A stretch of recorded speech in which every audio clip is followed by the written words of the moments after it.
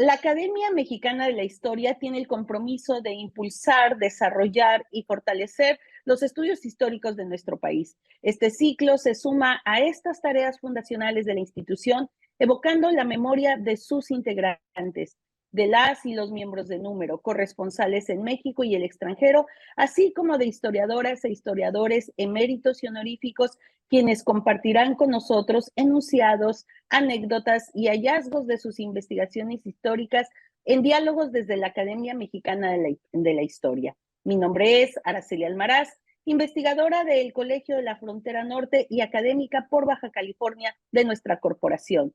En esta segunda sesión del ciclo 2024, julio-diciembre, nos acompaña la doctora Evelyn Hudehart, académica por Estados Unidos de nuestra corporación.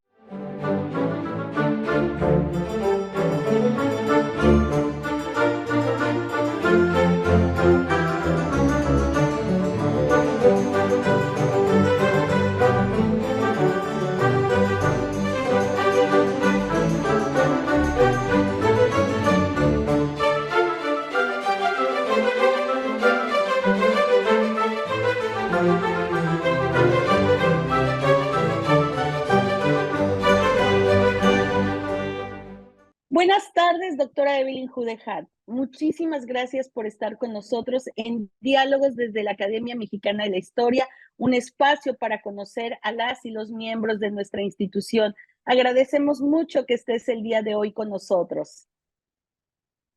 Buenas tardes, doctora Araceli Almaraz. Araceli. En este primer segmento, querida doctora Evelyn, me gustaría que habláramos sobre tu formación profesional para que quienes nos están escuchando conozcan más sobre ti y si me lo permites, además de que nos hables sobre tus estudios desde bachelor hasta tu PhD, si nos puedes decir cómo llega tu familia a California. Naciste en China. ¿Cómo fue este encuentro con este país que te ha acogido? Bueno, yo antes de cumplir 12 años, había estado 2 veces refugiada. Es decir, por los primeros 12 años de mi vida y de la vida de mi familia, éramos gente sin ciudadanía, sin Estado, ¿no? Porque salimos de China durante la plena guerra civil y al triunfar los comunistas en la ciudad de Chongqing, mi familia tuvo que salir rápidamente a Hong Kong británico, ¿no? Para buscar refugio. Pero los británicos nos rechazaron por completo y el gobierno imperial británico negó regularizar nuestra estancia en Hong Kong. Pero esto fue en el inicio de la Guerra Fría. Y ningún país del mundo quiso recibir inmigrantes de la China comunista. Imagínense, ¿no? Ningún país. Pero por fin, un grupo de senadores de los Estados Unidos tenían la idea de salvar a unos refugiados de comunismo, decían ellos. Porque en aquella época, en el principio de los 50, todavía existía en los Estados Unidos la ley de exclusión de los chinos. Así que los senadores tuvieron que crear un nuevo plan de inmigración para dejar entrar un grupo muy reducido. Y para obtener esta visa, ellos establecieron una lotería. Tiene que, ¿no?, entrar en la lotería, y mi familia tuvo la suerte de, ¿no?, recibir uno de los muy pocos números, y así es como llegamos nosotros a California. a California por ser el lugar preferido de muchos inmigrantes de Asia, ¿no? Por la historia de inmigración asiática a California, a pesar de que muchos de ellos, japoneses, por ejemplo, encarcelados en campos de concentración, los chinos, ¿no? Excluidos. Sin embargo, California es el estado que conocimos más que a ninguna otra parte de los Estados Unidos, ¿no? Así que quedamos, nos establecimos en un pueblo que se llama Palo Alto. Palo Alto, al lado del Camino Real. Esa fue la parte de California de España, ¿no? De Imperio Español. Así que muchas de de los pueblos, de las grandes avenidas y todos llevaban nombres en español. Y ese fue mi primer contacto con español, ¿no? De los nombres. Vivimos Palo Alto entre San Francisco y San José, ¿no? Hablado del Camino Real, ¿no? Así ¿Entiende, es. Araceli? Así fue Sí. mi primera introducción, ¿no? A cosas españoles, ¿no? Con primero nombres de las calles y de los pueblos, de las ciudades. También había Los Ángeles, San Diego, ¿no? Todos lugares con nombres en español, como tú sabes, ¿no? Pero en Palo Alto yo logré entrar en Stanford University, que me recibió con beca, una beca completa, porque mis padres no tenía fondos, ¿no? No tenían fondos siendo refugiados. Trabajaba en trabajos muy sencillos, ¿no? Mi mamá, por ejemplo, limpia casas para gente acomodada, ¿no? Mi padre puso libros en las bibliotecas, ¿no? Pero yo entré a Stanford como una beca y Stanford tuvo la idea, imagínense, de mandarme a Brasil. Y Así es. también a Brasil en mi segundo año y ahí conocí a un país latinoamericano que jamás había imaginado. Pero lo curioso es que en Brasil me encontré en muchas partes japoneses y chinos, Así es, sí. ¿no? Yeah, Sí, sí. entonces este viaje, ¿no? Esta experiencia me abrió, ¿no? Un mundo desconocido, pero un mundo rico, ¿no? ¿No? Rico de culturas y multiculturalidad, decimos nosotros. Y también era el tiempo de la teología de liberación de Don Elda Cámara, ¿no? Entonces, en Brasil, este fue a unos años antes de tomo de poder de los militares, ¿no? Ujú. Pero una época, ay, increíble. Y abrió mis ojos a un nuevo mundo, ¿no? Que no conocí casi nada antes. Y de ahí empecé a dedicarme a estudios de América Latina, ¿no? Así es, Evelyn, sí, pero imagínate qué increíble porque llegar con tu familia a, Sí, a California, que hoy por hoy sigue siendo además un estado santuario, siempre abierto a las comunidades, sí, y llegar y conocer a ese también pasado español desde Estados Unidos y luego tener la oportunidad de estudiar en Stanford sí, University, donde te graduaste en 1968 con sí, honores en Political Science. sí, sí, sí, sí, en Political Science. Pero yo me puse a pensar, ¿qué he aprendido de Political Science? Yo digo, algunas teorías, pero nada muy concreto. Así que cambié mis estudios a historia, ¿no? Así A es, historia. Bueno, también todavía estuvimos en la época de la Guerra Fría. Entonces el gobierno norteamericano, ¿no? Eh, eh, eh, tenía ansiedad de que el país no ha formado gente expertos en lo llamado tercer mundo. Entonces, había becas para los que querían dedicarse a estudios sobre Asia, sobre África, sobre América Latina, para hacerse expertos, ¿no? Y la idea de que estos expertos, ¿no? Trabaja para la política y el gobierno norteamericano para enfrenar, ¿no?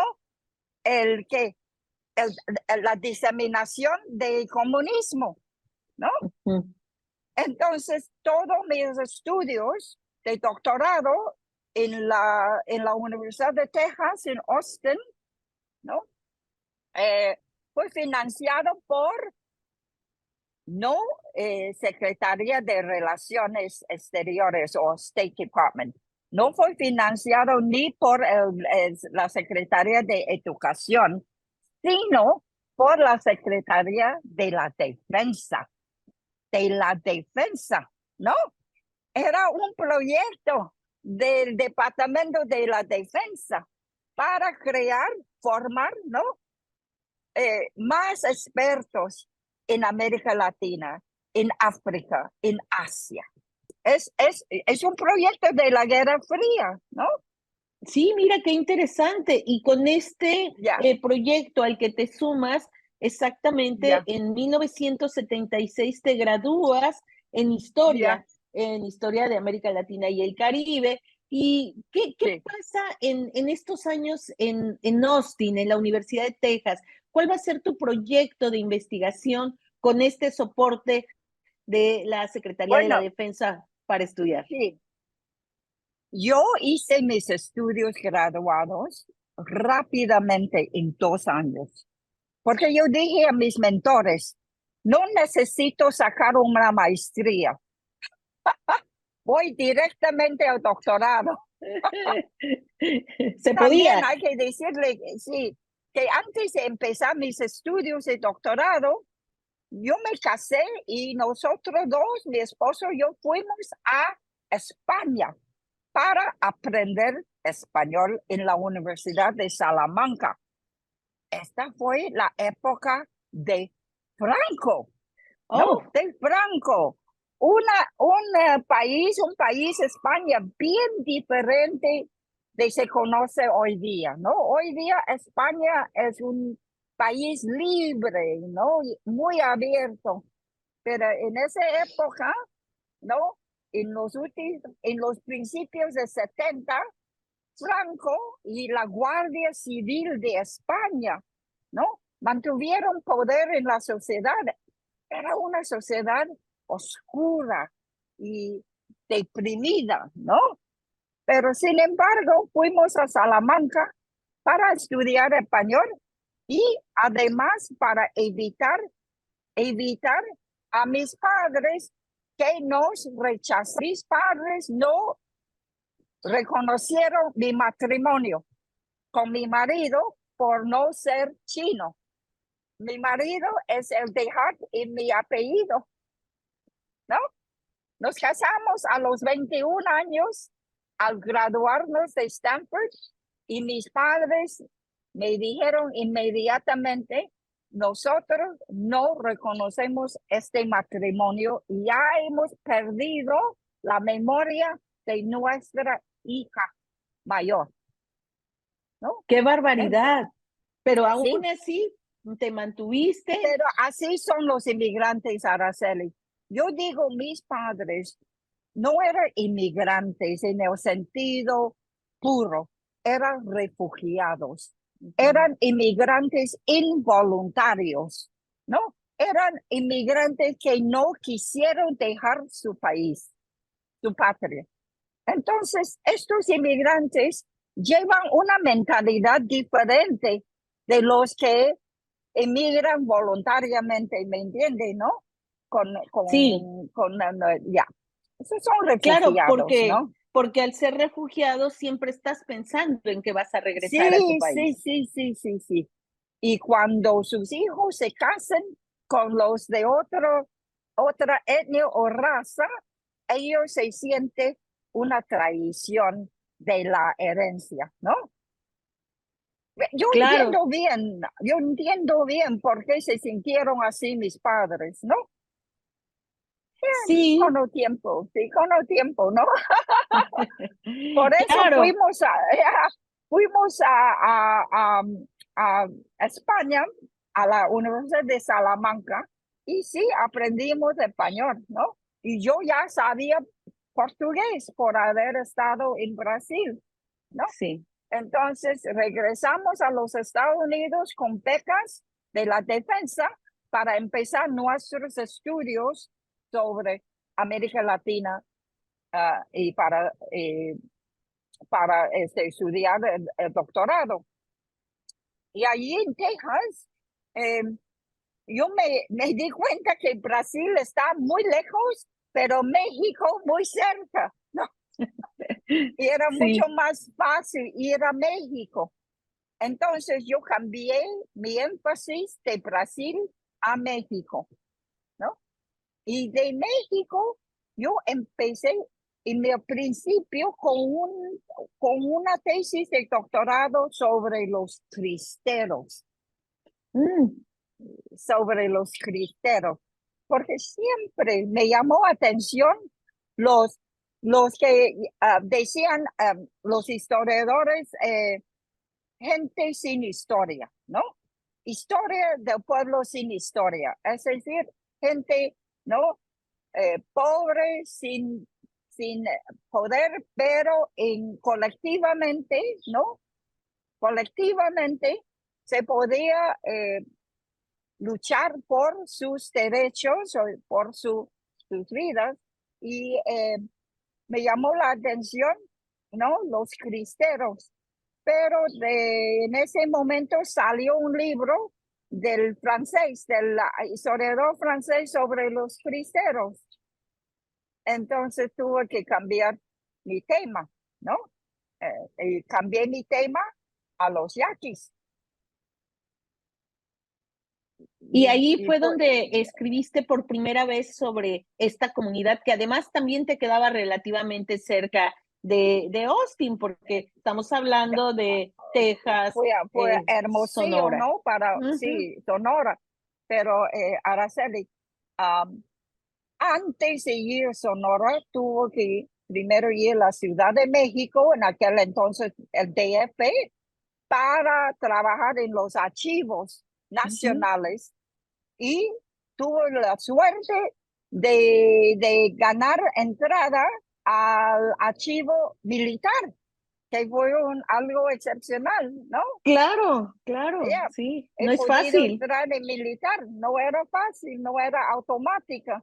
Y también en la hemeroteca y todo, pero en México yo me afilié con el Colegio de México, en aquel entonces en la zona en Roma, antes de su nuevo campus en Ajusco, ¿no? El Sí, colegio de estuvo en Roma, en la calle de Guanajuato, ahí estaba en el la calle de Colegio de México. Guanajuato, sí.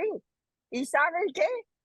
Todavía estuvimos en la Guerra Fría, pero México, en el Colegio de México, con fondos de la Fundación Ford, empezó eh, con un centro de estudios orientales, Ujú. el primer centro de estudios orientales, ¿no? Y llegaron estudiantes de todas partes de América Latina, aparte de México, de Colombia, de Venezuela, de Argentina, de muchas partes, para meterse en el estudio sobre Asia o sobre estudios orientales y para poder establecer un centro de estudios orientales, tuvo que enseñar idiomas, ¿no? Principalmente japonés y chino. Entonces, ¿Quién les van a dar clase de chino? Me llamó a mí. Evelyn. Me Una joven refugiada de China que jamás había estudiado en una escuela china, pero en mi casa, con mis padres, ¿no? Hablábamos siempre chino. ¿no? Y recitamos poemas en China y todo porque mis padres eran muy bien educados en la cultura china, ¿no? Y de allí empezó a dar unas clases sencillas, ¿no? A los estudiantes en chino mandarín y luego vino la familia del primer embajador a China. Ese fue después de Tlatelolco, después de los Juegos Olímpicos, era durante el sexenio de Echeverría, ¿no? Sí, porque fuiste parte del Colegio de México, incluso contratada con un part-time entre 71 y 72. Sí, sí, de dar clase de chino. Había otro maestro también de Taiwán en aquel entonces, porque antes de Echeverría, de Jesús de Echeverría, de conocer a la China popular, México, como casi todos los países americanos, de los Estados Unidos a América Latina, tenía relación diplomática con Taiwán. Taiwán, reconocido como República de China, ¿no? Esta guerra fría, ¿no? Pero Echeverría fue quien cambió las relaciones diplomáticas, el primer líder de todas las Américas de reconocer a la China popular.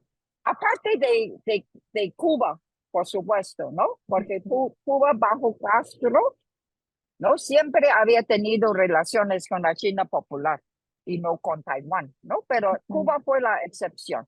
Luego Echeverría y luego casi el resto de los Estados Unidos, ¿no? De las Américas, ¿no? Hasta hoy día todavía hay algunos países muy chiquititos del Caribe que tienen relación diplomática con Taiwán. Pero esa fue mi experiencia principal en México. Y después terminaste, terminé mi tesis, sí, y salí a escribir 2 libros, 3 libros, uno en español, con Teresa Rabiela, que ganó el premio de la Feria de Guadalajara, una serie de libros sobre pueblos indígenas, y me encargó a mí escribir la historia colonial, en la época colonial de los yaquis. Otro, Humberto Ríos, yo creo. Mario Humberto Ruz. Sí, Mario Humberto sí, Ruz, sí. Ruz, yes, Mario. Él hizo la parte en la época republicana, ¿no? De los yaquis. Nosotros dos volúmenes sobre los yaquis. En la Feria de Guadalajara ganamos el premio, ¿no? Esta serie. Y por eso todavía mantengo mi interés en los yaquis. ¿Se recuerdan ustedes que AMLO, el presidente AMLO, pidió un perdón a los yaquis, ¿no? Sí. Tanto a los chinos, ¿no? Sí, sí. Imagínense los 2 temas a que he dedicado mi carrera, los yaquis y los chinos. El presidente mexicano AMLO pidió perdón a esos 2 grupos. ¿No? Bueno, ha de haber sido para ti algo emotivo, muy emotivo. Sí. Yo digo, Araceli, tú sabes, un historiador, un académico, escoja un tema que le interesa sin saber el futuro de estos temas, ¿no? Así es. ¿Y cómo fueron los distintos derroteros llevándote a un lado y a otro? Pues desde tu llegada a Estados Unidos con tu familia y luego ir descubriendo esta América Latina, ¿no? Primero desde Estados Unidos, luego desde Brasil, luego enfocarte en tu tesis doctoral. Muy interesante. ¿Te parece que en el próximo segmento hablemos justamente ya de estos libros, estas obras que van a caracterizar el trabajo tuyo para difundir ya de una manera más amplia? ¿Te parece?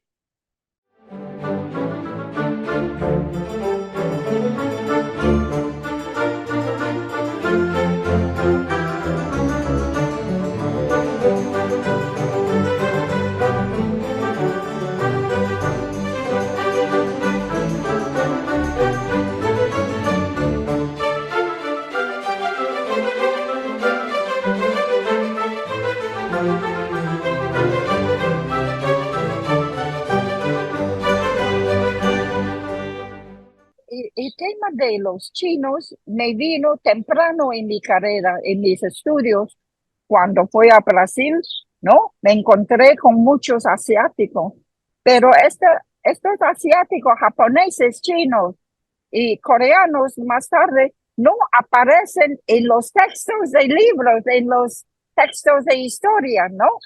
No, estamos hablando de hace como 50 años, ¿no?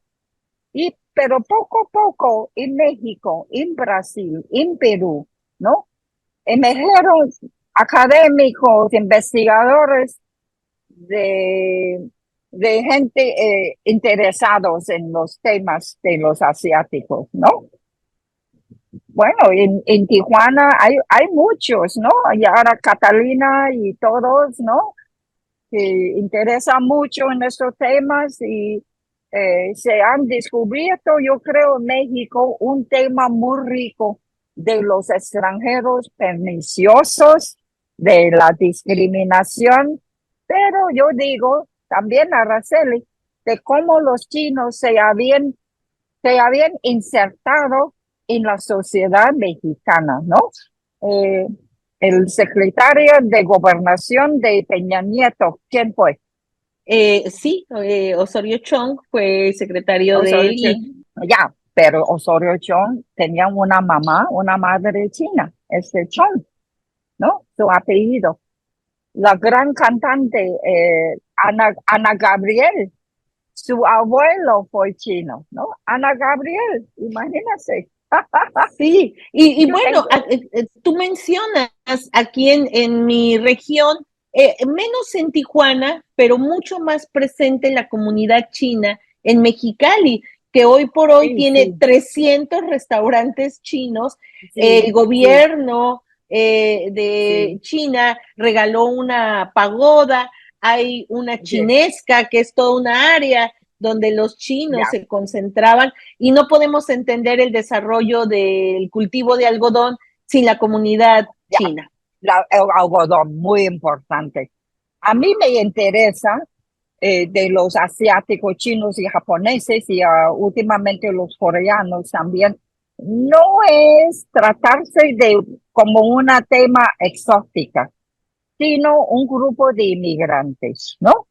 Que han experimentado altos y bajos, ¿no? Buenos y malos. O sea, los japoneses también se habían encarcelado en un campo de concentración en México mismo a los Sí. japoneses. Y ese es poco conocido en México, ¿no? Poco conocido, ¿no? Pero los japoneses en México, tanto como en California, abrieron la tierra para el cultivo, ¿no? De horticultura, de muchas cosas, ¿no? De importantes en la vida cotidiana del pueblo, ¿no? Así que esto es lo que me interesa, ¿no? Sí, Estudiar a los asiáticos no como un grupo exótico, sino cómo se insertaron, ¿no? sí, ahí hay un libro que me parece que va a ser el parteaguas justamente en entender a esta comunidad de asiáticos, que es Across the Pacific, Asian Americas and Globalization, que escribiste en Sí, 1999 con una mirada sí, amplia de las sí, comunidades, ¿no? sí, sí, sí, sí. Es una comunidad transpacífica, ¿no? Pero no solo transpacífica, sino transfronterizos. O sea, los chinos eran los primeros fronterizos, ¿no? Que cruzaban la frontera entre México y los Estados Unidos, ¿no? Y tenía relaciones, una red de relaciones en ambos lados de la frontera, ¿no? Esto también es otro tema interesante, ¿no? La vida transfronterizo, ¿no? De La los siguen chinos. teniendo, Evelyn, la siguen teniendo. Sí, Nosotros sí, lo vemos aquí en esta frontera porque las sí, comunidades chinas siguen yendo y viniendo en sí, sí, ambos lados. Ujú. sí, sí, sí, sí. Yo en Mexicali me encontré con familias chinas que viven en Calexico, pero tienen sus negocios en Sí, Mexicali, ¿no? así es. ¿verdad? Sí, Este sí, tipo de completamente. transfronterizo, sí. Destacar una característica muy única en cuanto a los chinos de México es la violencia de antichinismo en México, lo más violento en todas las Américas, ¿no? Por ejemplo, fíjense, ¿por qué el presidente AMLO fue a Torreón a pedir perdón a los chinos? Porque estuvo en Torreón en 1911, en mayo, las tropas maderistas entraron en Torreón y mataron a más de 300 chinos, no armados, chinos trabajadores en las huertas, ¿no? En las hortalizas de la ciudad, donde cultivaban cereales y frutas y vegetales para la población creciente de una ciudad en pleno desarrollo, ¿no? 1911. Y luego, más de tres décadas, ¿no? En 1930, más o menos, 29 a 31, 32, ¿qué les pasó en Sonora? Los sacaron del estado, lo expulsaron y les quitaron sus propiedades, sus negocios, ¿no? Ujú, ujú. Dos episodios muy importantes que yo creo que poco a poco los historiadores de México están reconociendo la importancia, el significado de estos dos, la violencia de xenofobia o de antichinismo. Y yo estoy en este momento tratando de redactar un ensayo sobre por qué. ¿Por qué? ¿Por qué? ¿No? Había tanto resentimiento a los chinos, que es una cosa una paradoja, ¿no? Porque de un lado, los chinos eran los que llamados el chino de la esquina. Ujú. Los chinos tenían las bodegas, ¿no? Los abarrotes en Torreón, luego en las ciudades de casi todo el estado de Sonora, ¿no? Sí, De las ciudades de Minas hasta Hermosillo, hasta Guaymas. Esto significa que los chinos llevaban una relación íntima con los mexicanos. El chino de esquina es el que dar de comer, ¿no? Los, los huevos, el pan, ¿no? La carne, todos que requiere para hacer la comida para la familia. Y se van a los chinos para comprar, porque esos fueron los las primeras generaciones, digo yo, del proletariado de México, ¿no? Mexicanos que ganaban un sueldo en vez de vivir de la tierra, ¿no? O sea, esa era época de la transición del campesinado al proletariado, ¿no? Con las inversiones en minas, de los ferrocarriles y todos, ¿no? Entonces, al recibir sus sueldos, estos mexicanos se acercaron a los chinos de la esquina para comprar las necesidades de la vida. Y al final del mes, cuando no le alcanza los fondos, que dicen que hacen los chinos, les dan créditos, sí, sí. les dan créditos. Le digan, toma lo que quiere, voy a anotar aquí, ¿no? Además, mujeres mexicanas, ¿no? Bastantes de ellas se casaron con hombres chinos. Así es. ¿Por qué? ¿No? Porque los chinos proveían a la familia, ¿no? De Eran mejor manera, trabajadores. pero tenía más seguridad con esos chinos que con un marido mexicano, ¿no? Entonces, esto también causó cierto resentimiento también, ¿no?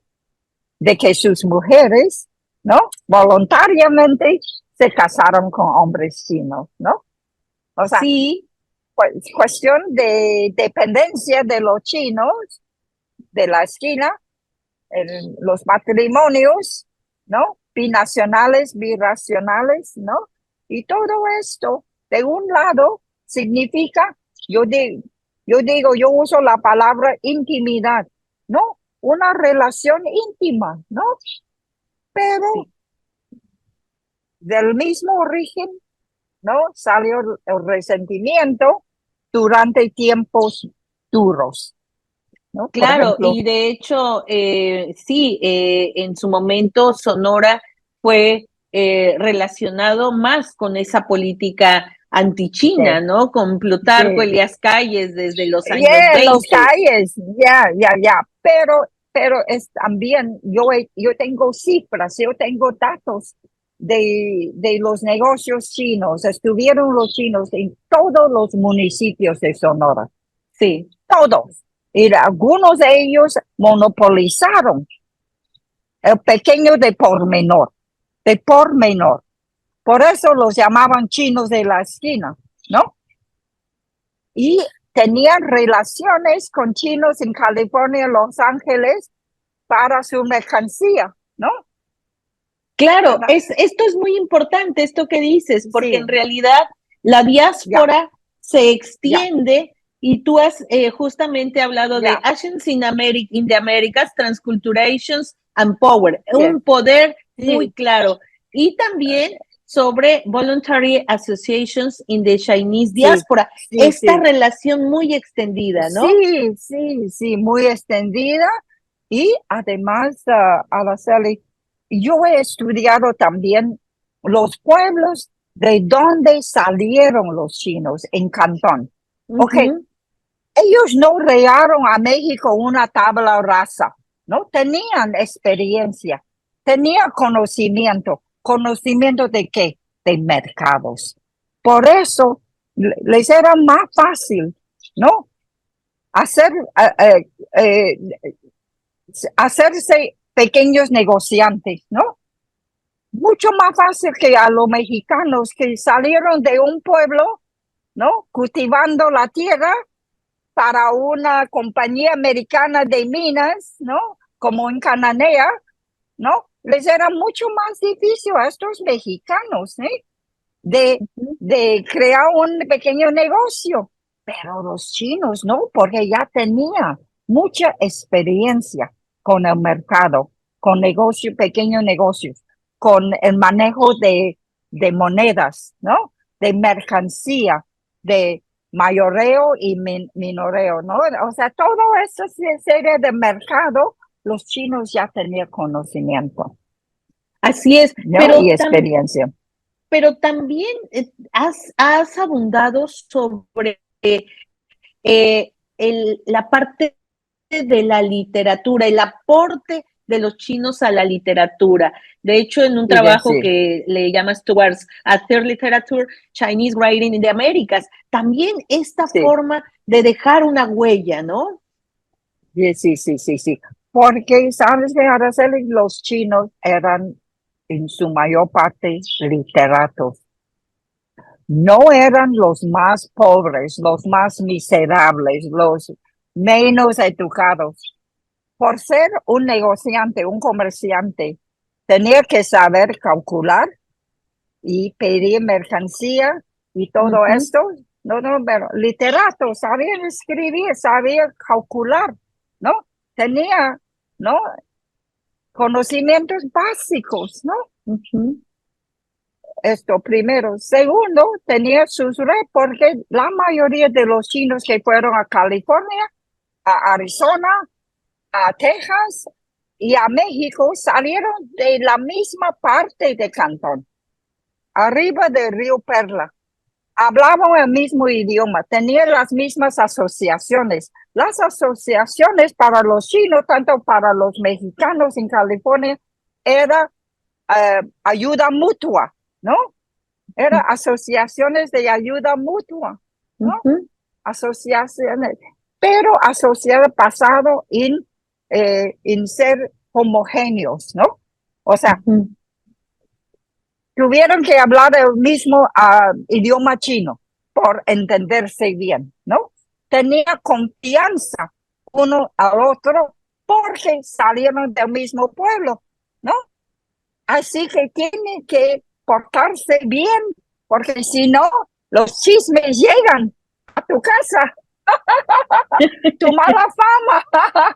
O sea, esto es muy importante, que estos chinos en California y México eran bastante homogéneos.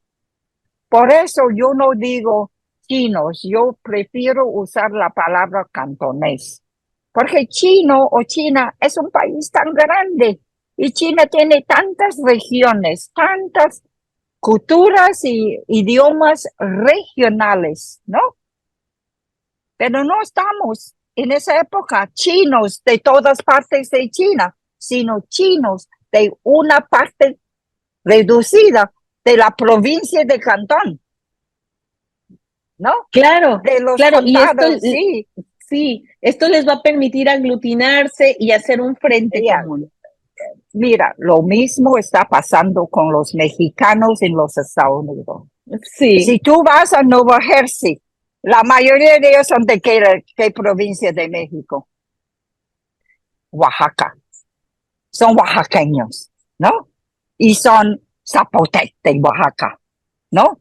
O sea, los zapotec de Oaxaca, ¿no? Se llevaban, ayudan uno a otro, se hablan zapotec en la casa, ¿no? Si tú vas a Nueva York, sí.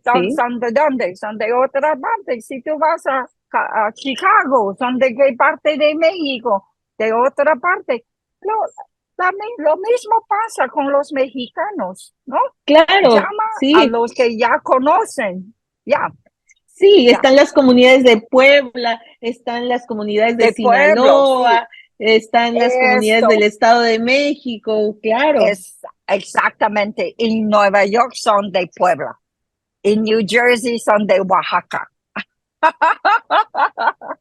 Sí, Por y además eso, estás comentando algo que en los estudios de migración se sí, vuelve ya también como una constante. Uno, sí, las redes, los sí, clubes, sí, pero otro, también esta riqueza que no es a veces una riqueza económica, si es sí. sino una riqueza cultural, una Esto riqueza es, que van a plasmar en su día a día. exactamente, Ujú, exactamente. Hablamos ahora de capital cultural, ujú. ¿no? Claro que hablamos de capital económica, capital financiera, pero capital social y capital cultural son también importantes, ¿no? Y yo veo que lo mismo pasa con los mexicanos en los Estados Unidos.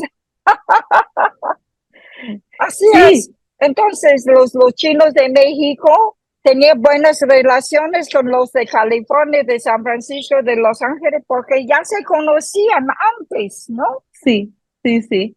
Y esto, obviamente, ahora tú empiezas a escribir en los 80s sobre la diáspora, sobre las redes migratorias, sobre los Sí, puntos de sí, llegada, pero esto sí, se empieza a estudiar ya de manera mucho más clara desde los 90s o la década pasada, sí, y entonces hay que sí, citar a Evelyn Hudehart.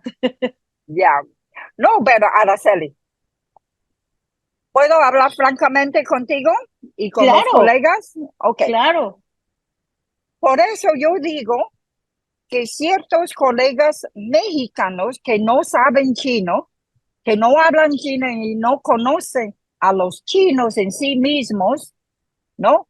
A veces yo creo eh, pierda esta perspectiva, ¿no? Ujú. Por no poder captarlo sin tener el conocimiento de quiénes son, ¿no? Yo creo que esa es la aportación que yo puedo, ¿no? A ese estudio sobre los chinos, de conocerles a ellos en su país de origen antes de salir, ¿no? Porque la inmigración es de un pueblo que sale de su pueblo original a asentarse en otro lugar, ¿no? pero la tendencia es de estudiarlos una vez llegado al nuevo destino, ¿no? Yo me di cuenta de que hay que también entenderlos antes de su salida.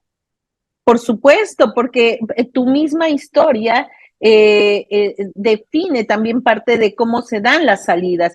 Y no es lo Sí, mismo cuando intencionalmente se quiere emigrar a otro país que cuando sales expulsado, que cuando llegas sí, a solicitar sí, refugio. Y entonces las sí, generaciones de migraciones de asiáticos, no solamente de chinos, también van cambiando a lo largo de la historia. ya. Y bueno, para concretar, ¿no? Este punto significado. Tú sabes que al expulsar a los chinos de Sonora, el gobierno mexicano denacionalizaron a las mexicanas que se casaron con chinos. Sí. Si tú vas al Archivo General de la Nación, ¿no? En este fondo de registro de extranjeros de los 30, de repente sale una foto de una mexicana, ¿no? Que claramente no es ni china ni japonés, pero a ella le clasifica extranjero por haberse casado, ¿no? Con un extranjero pernicioso, ¿no? Entonces, al expulsar a los chinos, expulsaron también a esas mujeres mexicanas y con los niños también, ¿no? Pero lo que pasa es que esas mujeres sufrieron mucho porque al llegar al pueblo de su marido, ellas descubrieron que el marido ya tiene mujer en la casa en Cantón. Muchos de estos hombres chinos salieron de su pueblo después de casarse, ¿no? Sí. ¿Por qué? Porque la mujer, la esposa, es quien cuida a sus padres. Es importante no dejar, porque no es cultural, no puede dejar a sus padres, ¿no? Ujú. No puede dejar a los padres sin cuidarlos. Entonces, antes de salir del país, se solían casarse para que tenga una mujer en la casa para cuidar a los ancianos. Luego, al regresar de visita, siempre tratan de progenitar un hijo. A veces es una hija. Si es hija, la deja con la mamá. Si es hijo, lo lleva consigo al Ujú. exterior, ¿no? Así es. Entonces, siempre estos hombres no eran solteros. Emigraron solos, pero no solteros. Hay una diferencia, ¿no? Solos, Sí. sin mujer, pero no eran solteros. Así que Mm. ya sabemos que muchos de los chinos de México, de Cuba, de Centroamérica, tenían dos familias. Una en China y una en América Latina, ¿no? Ujú. Con hijos en ambos lados. Y los más responsables de ellos, y muchos de ellos eran responsables, remitieron dinero para mantener y sostener la familia en Cantón, Ujú. ¿no? Entonces, una vez yo fui a Cantón con un chino cubano, con una china cubana para conocer la familia allá y se ve en la pared fotos de su familia en Cuba que mandó su padre. Así que el pata familia sabía que tiene dos familias, ¿no? ¿Verdad? Pero Claro, es una por la diáspora enorme. enorme, pero es algo que hay que destacar, que Sí. estos hombres, ¿no? Mantuvieron familias en ambos lados. Esta es una característica transnacional, ¿no? Cuando hablamos de transnacional, hay que preguntar, ¿qué quiere decir transnacional? Yo digo, una, una manera de conocer por qué eran transnacional es que tenía dos familias, ¿no? Dos familias, ¿no? Así es, ¿no? Muy, muy interesante toda la perspectiva que le das a tu trabajo sobre las comunidades asiáticas y de pronto también vemos en tus escritos más recientes también esta relación afroamericanos y asiáticos, ¿no? Sí, sí, sí, sí. ¿Sabe por qué? Por precisamente lo que acabo de decir de Araceli. Y no tanto en México, sino en el Caribe, en Cuba, en Ujú, Jamaica, en Trinidad.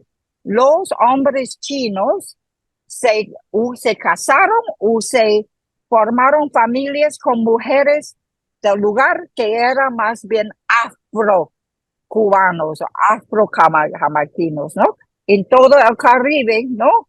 Había una gran población de ascendencia africana por la larga historia de la esclavitud, right? Y de ahí surgió generaciones de chinos caribeños, de padre chino o abuelo chino y madre afro-cubana o afro-jamaiquina, etcétera, ¿no? El mejor ejemplo es el gran pintor cubano Wilfredo Lam. Wilfredo Lam, su padre es Lam, un chino, su madre una afro-cubana, ¿no? Y Lam fue un gran pintor, ¿no? Contemporáneo de Pablo Picasso y todos modernistas, pero también era un gran pintor de la afrocubanidad, mm, ujú. de la afrocubanidad. Un chino, un hijo de un chino, ¿no? Es el que conoce más por su expresión, por su interpretación en sus cuadros, en sus grandes cuadros, como el Yunglo de la afrocubanidad. Para mí, como Ana Gabriel, ¿no? Nieta de un chino, es la más popular cantante de la música mexicana, de la música Sí, norteña, ¿no? ¿Verdad? sí, ¿Qué quiere así decir? es. No, Yeah, sí. interesantísimo y nos podríamos pasar muchísimo tiempo platicando. Seguramente en algún momento lo podremos hacer con mayor soltura porque realmente son pistas impresionantes que, como tú bien dices, hay que conocer no solamente a las comunidades en su lugar de llegada, sino Sí, en las comunidades de salida, donde ellos sí, establecieron sí. una familia y donde tienen antecedentes culturales importantísimos para definir lo que sigue. Quisiera cerrar este segmento, Sí, si me lo sí, permites, un poquito para darle tiempo a otra gran línea que te ha ocupado y que ya lo comentaste, pero quizá nos faltan algunos detalles desde tu perspectiva sobre los yaquis, sobre esta comunidad importante en el norte de sí, México y que sí, tú sí, los estudiaste desde, bueno, tu primer publicación de ellos en sí, 1981, Misioneros, Mineros e Indios, historia del sí, contacto español con los indios yaquis del noroeste de Nueva España. sí, sí. Bueno, esta es la historia de los yaquis en la época colonial. Y la tesis principal es que la razón por qué sobrevivieron los yaquis, ¿no? Sobrevivieron los yaquis. Es que de una parte participaron en la economía regias minas, ¿no? Los yaquis se participaron como trabajadores en las minas, ¿no? Esto fue importante. Pero de otro lado, se mantuvieron sus pueblos, los pueblos en el río Yaqui, ¿no? Yo digo que estos siempre eran los dos, como dicen, puntos principales de la historia de los yaquis. De un lado, no se aislaron del resto de la sociedad, participaron, ¿no? Participaron, pero de manera imprescindible, muy importante en la economía, ¿no? Por su mano de obra, ¿no? Pero de otro lado, insistieron tener su propia espacio, digamos, ¿no? Sí, sus propias formas de gobierno, su propia No, manera de llevar sí, su sí. sociedad. Y esto siempre es la tensión entre los dos, ¿no?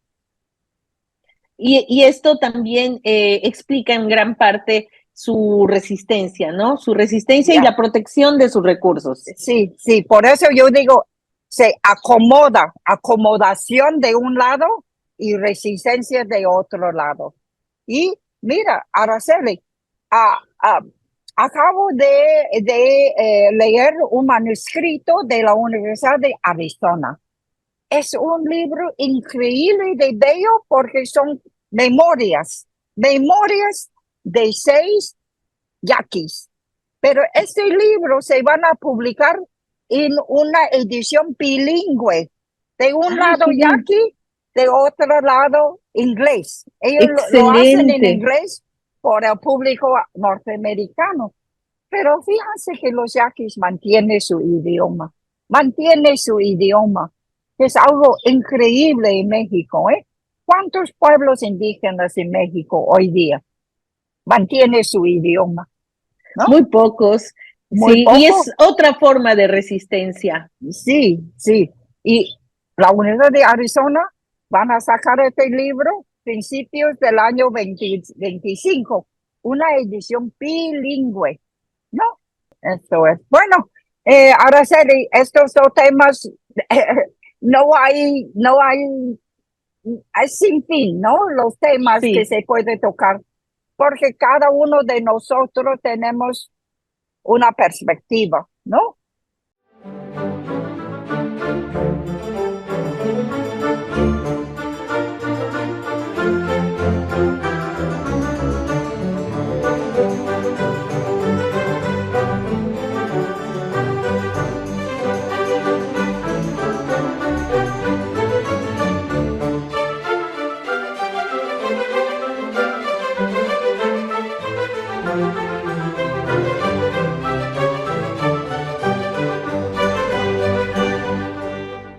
Pasemos al siguiente segmento, aunque yo me quedo con muchísimas ganas de seguir platicando sobre la diáspora asiática, pero bueno, los tiempos son finitos Sí. para estos programas.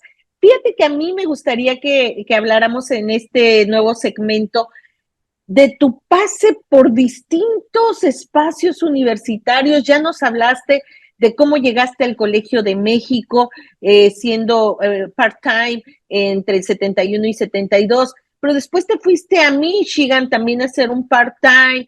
Sí, Fuiste también parte del Departamento de Historia de Washington University, también de la propia Universidad de Arizona, fuiste profesor visitante. sí, Hasta que vamos a ver ya, bueno, también por el Departamento de Historia de la New York University, hasta que entras como en una estabilidad en la Universidad de Colorado, en Boulder, ya. de 1988 a 2002, y ahí sí hiciste un montón de cosas. Cuéntanos. Bueno, Araceli, yo tengo una carrera de más de 50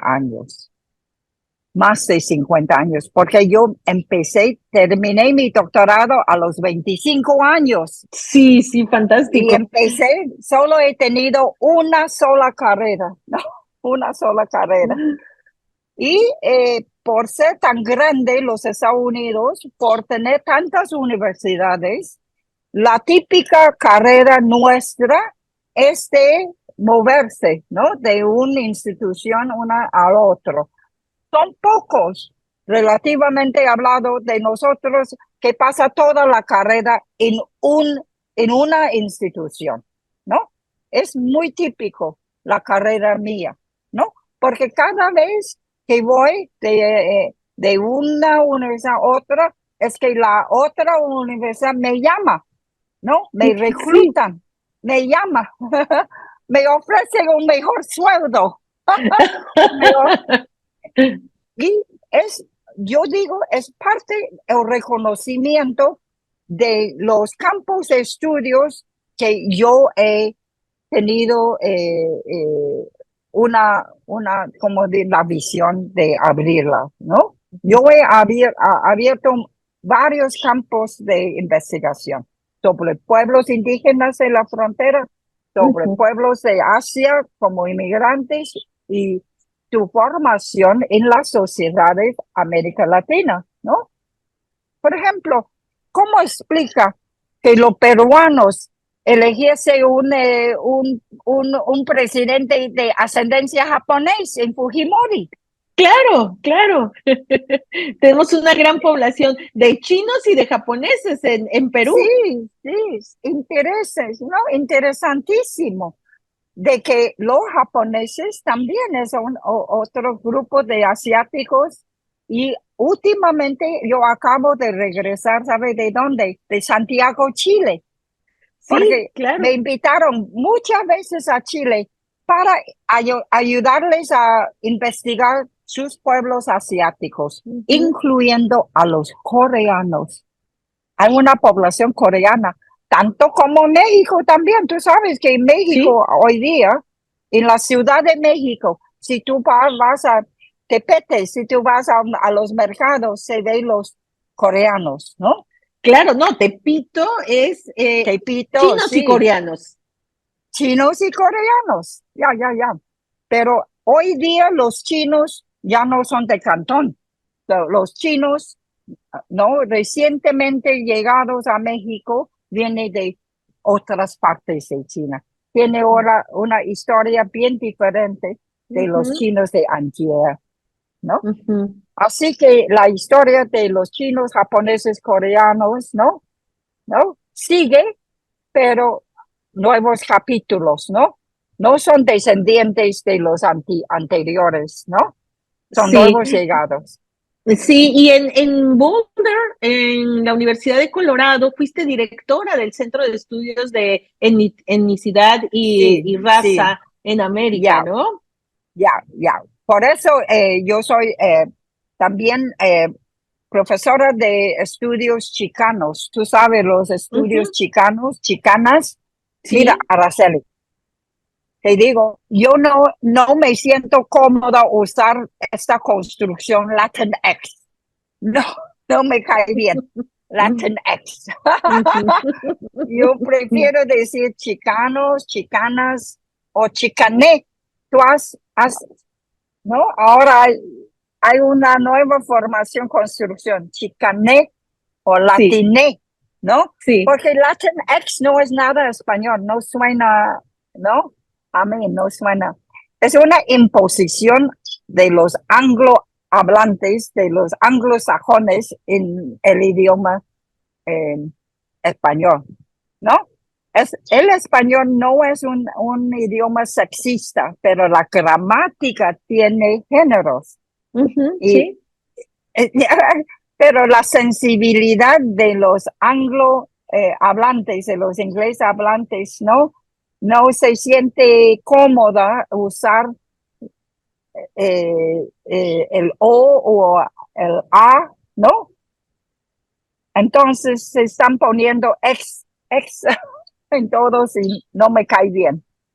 Bueno, yo, Araceli, quizá para concluir esta charla, el curso que me ha dado más satisfacción es un seminario bilingüe sobre la frontera Estados Unidos y México.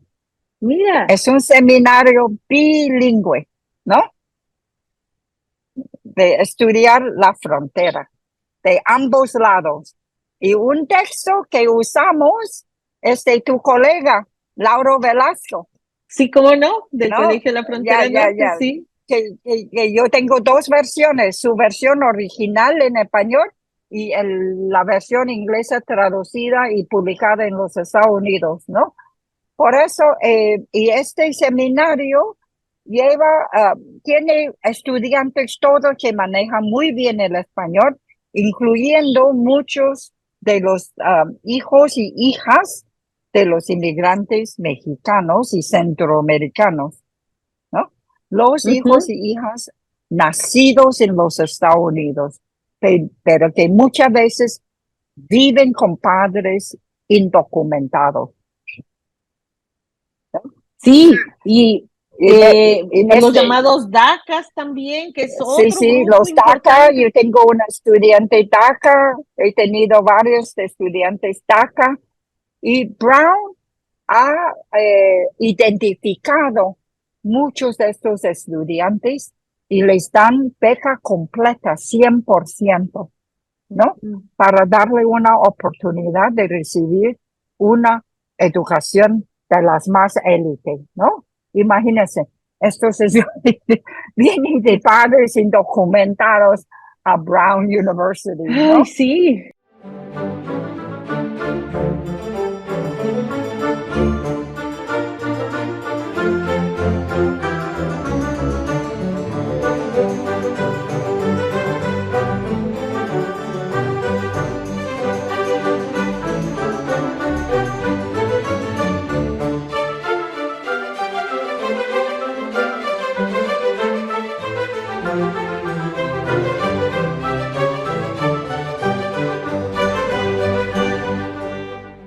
Evelyn, permíteme Bien, decirles a quienes nos están bien. escuchando el día de hoy, un breve listado de tus reconocimientos. Voy a rescatar uno muy importante desde mi punto de Okay. vista, pero quiero decir que desde 1968 recibiste un premio otorgado por la Universidad de Stanford, es el premio a Dickens Speller, que se da solamente a un hombre y a una mujer graduados. Tú lo recibiste ese año.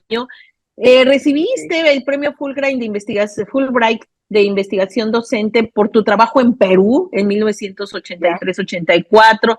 La Universidad de la Ciudad de Nueva York, CUNY, te otorgó el premio también de investigación por 4 años seguidos, por 2 periodos que implican 4 años, 87, 88, 88, 89. Recibiste el premio Dean Social Science Writing en el 90, el mejor artículo académico. En 2003, y este es el que quiero resaltar, te dieron un doctorado honoris causa en leyes por parte de la Universidad de Notre Dame. En 2005 obtuviste un galardón, el galardón Diamante por la Fundación de Liderazgo Educativo de la Asociación Estadounidense del Personal Universitario. En 2009 tu universidad actual, Brown, te otorgó el premio Karen T. Romer de asesoramiento y tutoría de pregrado. En 2010 te otorgaron el premio a la trayectoria por la Asociación de Estudios Asiático-Americanos. En 2012 también te dieron el Brown in Translation por parte de la Oficina de Asuntos Internacionales de tu universidad. En 2014 fuiste distinguida por la Organización de los Historiadores Americanos y te otorgaron en el 2014 el premio de mentoría Robert Perry por parte de la Asociación Nacional de Estudios Étnicos, y en 2019 obtuviste el premio de investigación senior del American Council on Learned Societies. Y finalmente en 2023 ingresaste a la Academia Mexicana de la Historia como corresponsal por Estados Unidos. Sí, bueno, sí. Bueno, pero Araceli, yo he tenido una larga carrera, ¿no? Una larga carrera. Ya. Bueno, estos días estoy redactando un libro con ese título, Los chinos bajo el Imperio Español, de Manila en el siglo XVI a Cuba en el siglo XIX. Es un libro. Otro libro sobre los chinos de México con título La convivencia. La violencia, la xenofobia violenta y la convivencia, ¿no? Los ambos lados, ¿no? La convivencia, la intimidad y luego... Y el rechazo. ¿Y por qué la convivencia provoca el rechazo y el resentimiento? Yo aludo a la convivencia de la Edad Media en España misma. Por muchos siglos, los españoles, los católicos, convivían con moros y judíos, ¿no? Cada uno en su lugar, en su espacio, pero convivían. Pero siempre debajo de esta convivencia había la tendencia, la posibilidad de violencia, Esa es la paradoja, ¿no? De convivencia provoca la violencia. Sí, Convivencia y violencia. sí, pareciera en tus estudios que nos dejas como este sentido de una humanidad de paradojas, ¿no? Por una Sí, parte, sí, esta idea sí, de ayudar al refugiado, al migrante, pero sí, por otro sí, lado, el no sí, voy a dejar integrarlo completamente, ¿no? sí, sí, sí, sí. Yo no digo que los mexicanos o los centroamericanos o los cubanos son racistas en su esencia. Yo digo que es la condición y la situación, porque los chinos llegan a estos lugares con más capacidad de aprovecharse de las oportunidades. ¿Mm? Por su propia Eso es lo que condición pasa. de Sí, sí, migración, sí, ¿no? Sí, sí, sí. sí, sí, sí. Por ser China una cultura y civilización muy antigua y avanzada. Entonces, cuando llegaron los primeros mexicanos, digo, de Gatsby y todos los demás conquistadores de Manila, de las Filipinas, salieron de Acapulco, de México, ¿no? Y, ¿no? Y hicieron a las Filipinas la colonia extensión de la Nueva España. Así que Manila era parte de la Nueva España. Hay que incluir, yo digo, a Filipinas, a Manila en la historia colonial mexicana. Claro, porque solo de esa manera entiendes por qué se habla español en esas regiones, ¿no? Sí, sí, sí. Y fue administrado por el virrey de España, de Sí, México. Era una, administrativamente, Manila era una extensión. Por eso digo, dice Carmen Yuste, que el tratado de la Galeón de Manila era un tratado, un comercio intercolonial, ujú, entre colonias, ¿no? así es.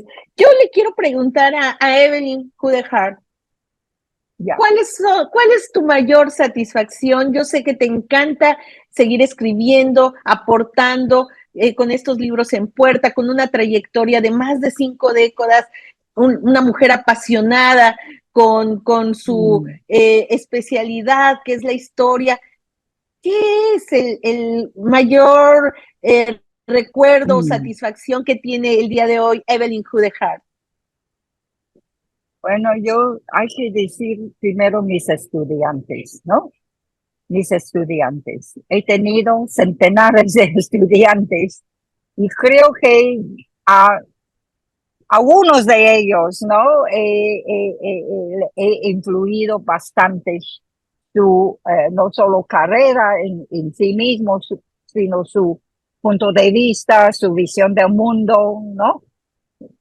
Los estudiantes, porque somos nosotros los profesores, ¿no? La primera dedicación es a los estudiantes, ¿no? También a los estudiantes graduados, doctorados, etcétera, etcétera. Primero estudiante. Segundo, mi carrera global, porque voy a Asia, a Singapur, a China, a Taiwán para hablar de mis trabajos. Últimamente a Chile, a Perú, al resto de América Latina, ¿no? Eh, y también, claro, a México cada rato. Y todo esto y con los Asian American Studies, los estudios asiáticos. Tú sabes que en la UNAM está estableciendo un estudios asiáticos, ¿no? Sobre, sobre cuestiones de los asiáticos en México, ¿no?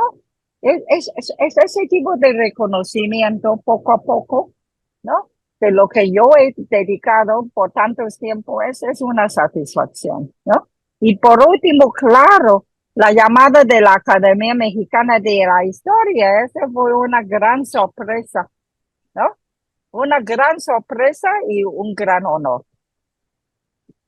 Claro, ¿no? Y además el Y yo, discurso que diste fue fabuloso con esa recuperación de ese triste evento de Torreón, pero que fue una magnífica conferencia de ingreso a la academia que pues me tocó estar ahí y lo disfruté tanto como Ah, toda la ya, gente que te Araceli. acompañamos. Gracias, Araceli. Tú puedes usar el YouTube a tus estudiantes también, si quieres, ¿no? Para que ellos también sepan algo de esta historia, ¿no? Desde el siglo XVI, en Manila hasta hoy día, ¿no? Es una larga historia. La presencia china en todos los museos, en todas las iglesias, ¿no? Sí, vamos a poner todos los referentes al final de este programa para que quienes estén interesados en hacer las búsquedas de tus trabajos, de tus conferencias, lo puedan hacer, porque realmente es una historia ya de personal de muchos años dedicada a la historia de estas comunidades. Y yo te agradezco enormemente por el tiempo que le has dado el día de hoy a la academia y a este diálogo. Gracias, Araceli. Un día te visito en Tijuana, ¿no? Cuando tú quieras, y nos vamos a Mexicali y nos vamos en Sí, Ensenada también hay una comunidad sí, en importante de Ensenada, sí, chinos, de sí, japoneses y de coreanos. Y sí, hacemos un sí. recorrido por el estado. Ok, ok.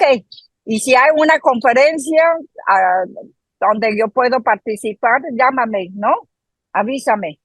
Claro que sí, con el enorme gusto de encontrarnos como miembros de esta academia y por supuesto que sí, voy a ver cuándo es posible para que puedas venir a Ok. visitarnos y nos ofrezcas una conferencia. Te mando un gran abrazo. Muchas gracias por dedicarnos este tiempo.